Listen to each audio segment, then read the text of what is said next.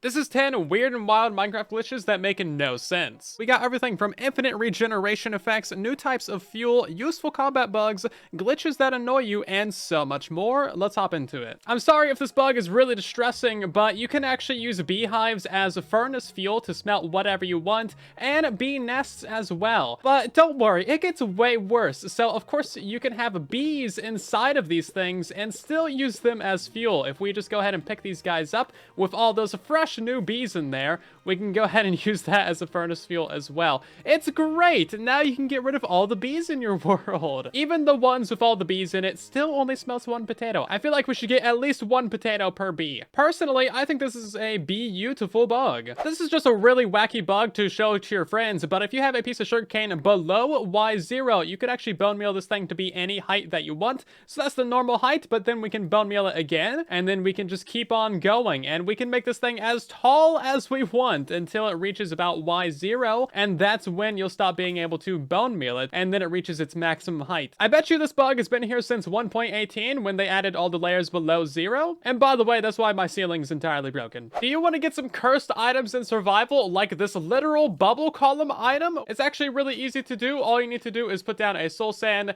a piece of water above it, and then a lantern, and then simply mine that with a silk touch pickaxe, and then you'll get a bubble column item. These have been around for years, and they're honestly so fun. They're completely harmless. Keep in mind, you do need a little bit of lag for this to work, so if you're playing on a realm or a multiplayer server, it should be a lot easier, especially if you have multiple people online. So this is a cursed item that's been around for years, and it looks like a little googly eyes when you put it in an item frame. If you're in survival, you can't really place it. You can try, but as you can see, the hotbar does not agree with you. However, it does give you a little bit of floatingness, as you can see, so we can use this to like scale the sides of buildings and things. It's kind of silly, but it does sort of work. Sort of. Unfortunately, you can't place it on top of soul sand or magma blocks or in water. It just doesn't stay placed, unfortunately. If you place it in water, it does give you a little bit of the bubble columns for like a millisecond, and as you can see, it does actually take them away from your hotbar. So go ahead and collect some of these. It's one of the last few cursed blocks that we still have on Bedrock Edition, and they're really dumb. Did I mention that they're animated in the inventory? And look how cool this is. Why are they animated? Hey, so did you know that end crystals can't destroy experience orbs? So they just end up blowing them away a little bit? Well, that actually allows for some pretty cool things. So if we just summon a bunch of experience bottles out there, which I could do by hand, but I'm lazy, okay? And then we can summon in an end crystal and an arrow right above it to explode it. First of all, that's going to make it rain experience, but if we give this a little bit of time,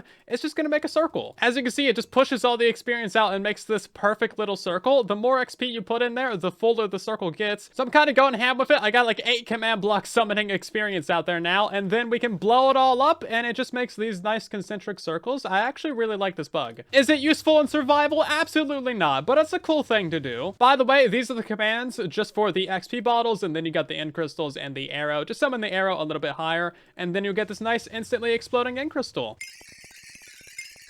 A few videos ago, I showed you a bug where you can swim inside of a bed, and it's amazing, but it turns out you can do that with a lot of other things as well, like minecarts. So this is my second account. All you gotta do is swim and then enter a minecart, and then you can push it around, and it's absolutely great. So he's facing basically straight up right now, but of course you can like swim in all the other directions, so it's just the feet.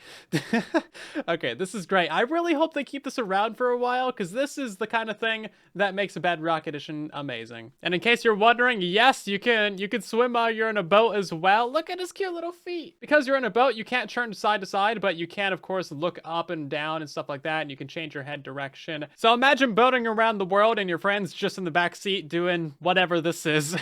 Okay, it's off for an adventure now. Oh, he stopped swimming. I'm so sad.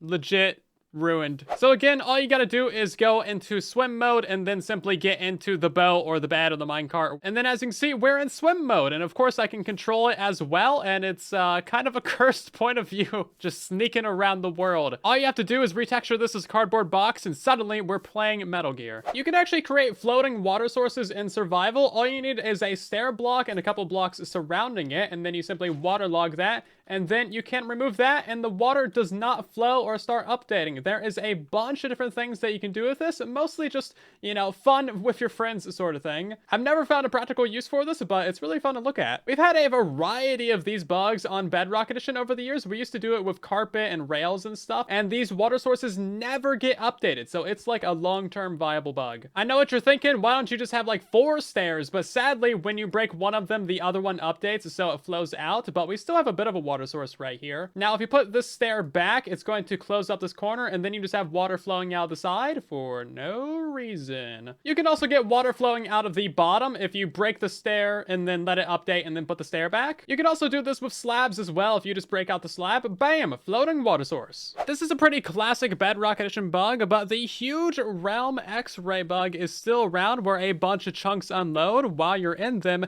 allowing you to see basically everything. This has been around since Realms and Bedrock Edition has existed, and somehow it still hasn't been fixed. I just found this while recording, but if you have a vertical trapdoor like this and then you close it on your feet, you can hit the crouch button and then you are permanently crouching. I'm not touching any buttons right now, but it's gonna keep me crouching for no good reason. I found another weird one while designing my next big farm. So if we stand like right here next to these walls and then place another wall right here, that's actually going to trap us in here. As you can see, if we move to the side, we get moved back. Same with this direction. And now I'm just pretty well stuck in here for no good reason. And the same thing happens with the crouching as well. We get stuck crouched. There's a simple trick using axolotls and trident killers that can give you infinite regeneration effect. Seriously, this just keeps going up forever. So if you have something like a guardian farm, you can just put a couple of axolotls around the edge of the trident killer, and then every time a guardian dies, that's going to give you a few seconds of regeneration effect. This means if you AFK overnight, you'll wake up with hours and hours of the regeneration effect. This is best for something like a guardian farm where you're constantly killing a bunch of mobs, but if you do it right, you can get a ton of this effect and basically never have to worry about dying. All you need to do is put an axolotl on the edge of the trident killer. This gets really overpowered if you put like 50 axolotls in one spot, because they give you multiple minutes at a time. This is real time. I put like so many axolotls in there.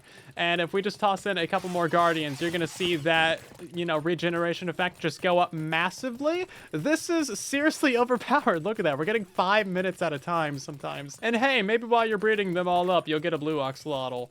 I'm just kidding. You'll never get a blue axolotl. You're not that lucky. Yeah, we already got over an hour of this stuff, so pour in some axolotls. You don't need a lot of kill chambers or a lot of stuff. You don't need to spread them out. Just put them all in one little hole and you are good to go. 69 minutes. Very nice. There's no distance limit for this either. You can be anywhere in the world as long as those guardians are dying and the axolotls are targeting them. So go ahead and upgrade your guardian farms and turn them into an infinite regeneration machine. You won't regret it. Time for another game-breaking bug with golden apples. If you eat one of these things and then log out the game, that is going to quadruple the effects that you get from them simply by logging back in. As you can see, we now have 6 golden hearts, whereas we had 2, and if we log out again, that's going to take us up to 8 golden hearts. 8 is the maximum, but this could be really useful for PvP or fighting withers, because 1 golden apple can go a lot further now. There's also multiple other bugs with golden apples and the enchanted golden apples that I've covered in previous videos. Overpowered stuff, man. Bonus bug for you: slimes hardly ever spawn in swamps on Bedrock Edition. They are seriously incredibly slow, even compared to what you would expect with the slowness of Bedrock spawning. They're also limited by what light levels they can spawn in. On Java, it's 0 to 7, but that is not the case on Bedrock, so we really just don't get good swamp slime farms on Bedrock Edition. You might also be wondering why you've never seen a single hostile mob in the mangrove swamps of Bedrock Edition, and that is because they do not exist. The only things that can spawn in this biome are slimes. There's also this bug that happened to one of our community members, and like, how do you even explain this? It's just Bedrock Edition distilled down into a fine tincture. Nothing about it makes any sense. Everything is broken at all the times, and it doesn't get better. If you like this kind of video, then drop a like and subscribe to help us reach 600,000. Thank you for watching.